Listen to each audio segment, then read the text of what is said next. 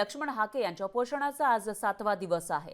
7व्या दिवशी हाकेंची प्रकृती खालावल्याची माहिती आहे। तर जिल्हाधिकारी आज लक्ष्मण हाकेंची भेट घेणार आहेत आणि सरकारकडून काही हालचाली होऊ शकतात अशी माहिती ही समोर येते। दरम्यान 7 दिवसांपासून लक्ष्मण हाकेंचं हे उपोषण सुरू आहे।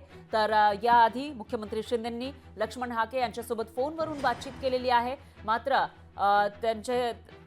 त्यांनी लिखित स्वरूपामध्ये आश्वासन द्यावी अशी मागणी लक्ष्मण हाकेंची आहे आणि त्या पार्श्वभूमीवर जर सरकारकडून त्यांच्यासोबत बोलणी करण्यासाठी किंवा त्यांनी उपोषण मागे घ्यावं यासाठी हालचाली केल्या जात असतील, प्रयत्न केले जात असतील तर आता त्यांच्या मागण्या मान्य होणार का आणि लिखित स्वरूपामध्ये त्यांना आश्वासनं दिली जाणार का याकडे लक्ष आहे। दरम्यान लक्ष्मण हाके ओबीसींच्या आरक्षणाच्या संरक्षणासाठी उपोषणावर बसलेले आहेत। मागील 6 दिवसांपासून ते उपोषणाला बसलेले आहेत आणि आज त्यांच्या उपोषणाचा 7वा दिवस आहे। पण त्यांची प्रकृती खालावत चालल्याची माहिती समोर येते।